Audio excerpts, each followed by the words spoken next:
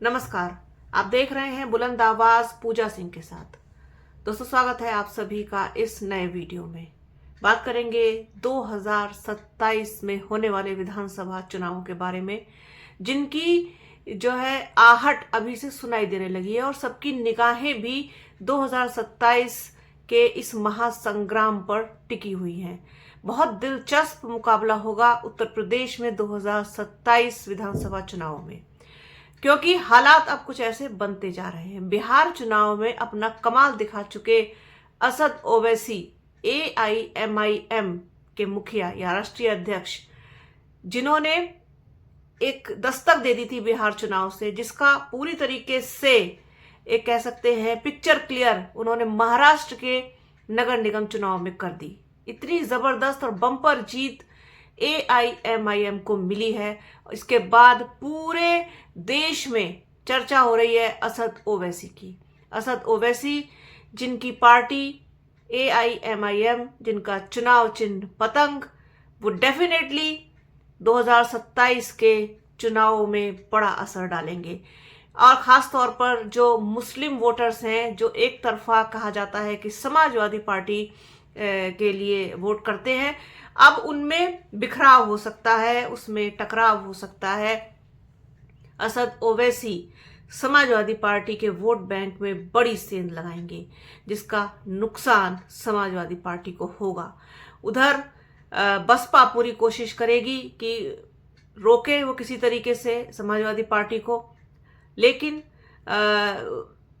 जब तक बसपा किसी के साथ एड ऑन नहीं होगी तब तक ये थोड़ा सा मुझे मुश्किल दिखाई देता है। क्योंकि अभी हाल में ही जिस तरीके से बसपा सुप्रीमो मायावती ने अपनी जन्मदिन के अवसर पर जो प्रेस कॉन्फ्रेंस की, उसमें उन्होंने उस दिन भी खुलासा किया कि बसपा अकेले ही चुनाव लड़ेगी, क्योंकि बसपा का वोट जो है वोट शिफ्ट हो जाता है, लेकिन दूसरे पार्टी का, दूसरे लोगों का, खास तौर पर जो उच्च जाति है, उच्च वोट जाति का वोट है, सवर्णों का वोट है, वो बसपा के कैंडिडेट को शिफ्ट नहीं होता है। इसलिए वो अभी तक भी अकेले लड़ने के फैसले पर अडिग हैं।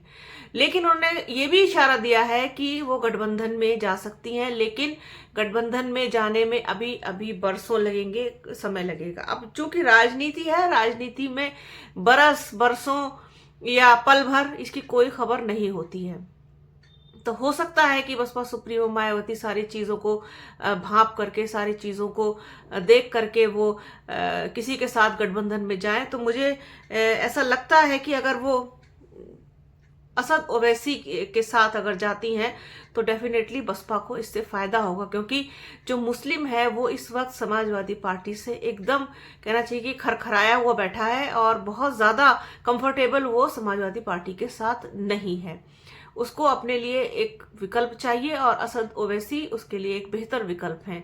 उधर जो कॉम्बिनेशन है दलित और मुस्लिम का, वो बहुत मजबूत कॉम्बिनेशन है। खासतौर पर अगर हम पश्चिमी उत्तर प्रदेश की बात करें, पश्चिमी उत्तर प्रदेश में ये गठजोड़ काफी कमाल दिखा सकता है, जादू दिखा सकता है अपना। और अगर बसपा मजबूती से लड़ती हुई दिखाई दी मजबूत पार्टी के साथ जाकर के, तो फिर मतलब सोने पर सुहागा जैसी चीज हो जाएगी। लेकिन ये सारी चीजें अभी क्लियर नहीं है, भविष्य के गर्त में छिपी हुई हैं। लेकिन असद ओवैसी ने समाजवादी पार्टी के चेहरे पर चिंता की लकीरें तो खींच दी हैं। चिंता की लकीरें साफ तौर पर अब दिखाई भी देंगी।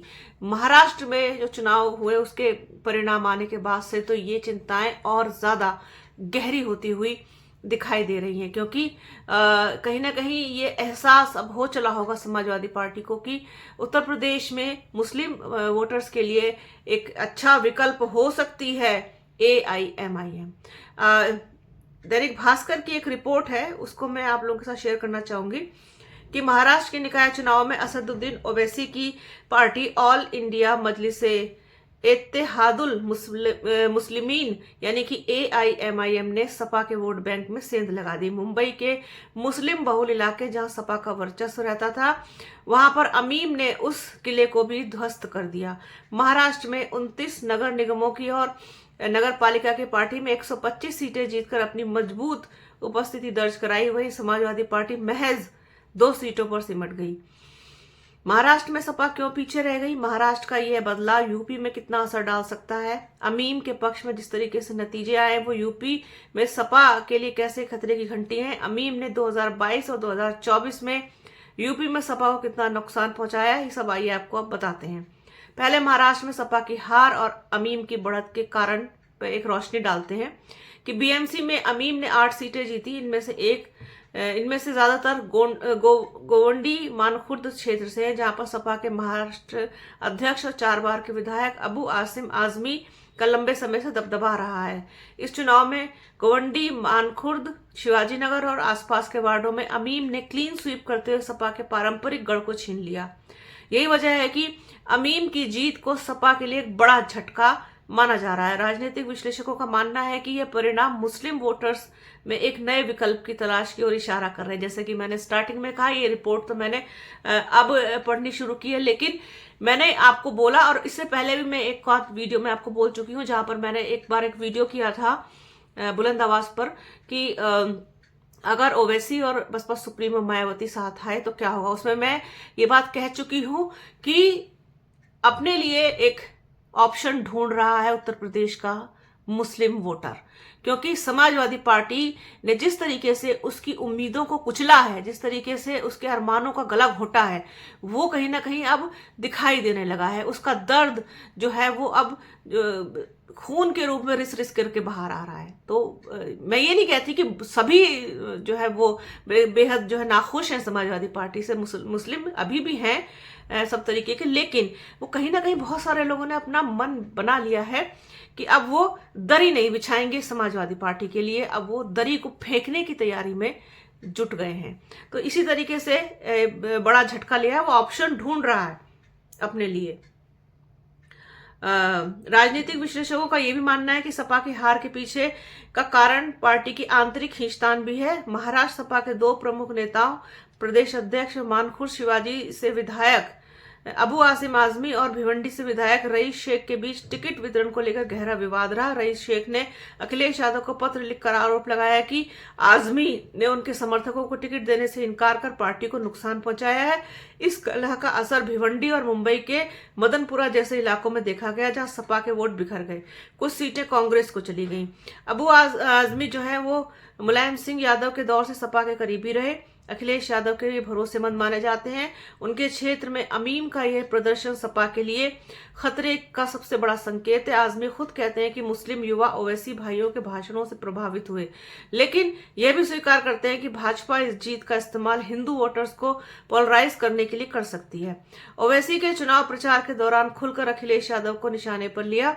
ओवैसी ने एक भाषण में उन्होंने कहा कि अबू आजमी और अखिलेश यादव को पता है कि जब मुस्लिम राजनीतिक नेतृत्व आगे आएगा तो अखिलेश यादव की दुकान बंद हो जाएगी। ओवैसी का दावा है कि सपा और कांग्रेस मुस्लिम वोट लेते हैं, लेकिन उन्हें प्रतिनिधित्व नहीं देते हैं। इसका असर भी मुस्लिम वोट बैंक पर पड़ा है। उन्होंने ओवैसी की पार्टी को वोट किया। एक बयान ने बिगाड़ दिया समाजवादी पार्टी का खेल। अबू आजमी को विवादों में रहना पसंद है। वे अपने बयानों की वजह से अक्सर सुर्खियों में रहते हैं, लेकिन इस चुनाव में ओवैसी की पार्टी के नेता इम्तियाज जलील को सीधी चुनौती देना उन्हें भारी पड़ गया। उन्होंने मंच से इम्तियाज जलील को चुनौती देते हुए कहा कि हम यूपी से आते हैं, उठाकर पटक देंगे तो 32 बाहर आ जाएगी। एक एमपी को लेकर दंदनाता फिरता है, हमारे पास 37 एमपी हैं। इतना ही नहीं, अबू आसिम आजमी ने अपने चुनावी अभियान के दौरान भाजपा और शिवसेना से ज्यादा अमीम को निशाने पर रखा। अमीम ने भी अखिलेश यादव और अबू आसिम आजमी पर खुलकर निशाना साधा। ओवैसी ने चुनाव प्रचार में सपा को मुस्लिम विरोधी बताते हुए आरोप लगाया कि सपा ने मुस्लिमों को सिर्फ वोट बैंक के रूप में इस्तेमाल किया है। वहीं सपा ने अमीम को भाजपा की बी टीम करार दिया।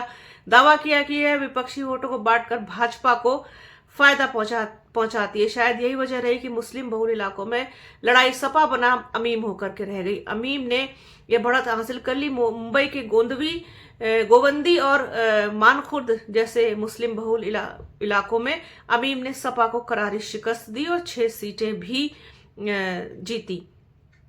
इसके अलावा आप ये देखिए कि जो मुस्लिम वोटर है वो एक जबरदस्त दखल रखता है उत्तर प्रदेश में, और समाजवादी पार्टी की रीढ़ की हड्डी माना जाता है कहीं ना कहीं। आप इस चीज को नोटिस करते होंगे, आपने देखा भी होगा।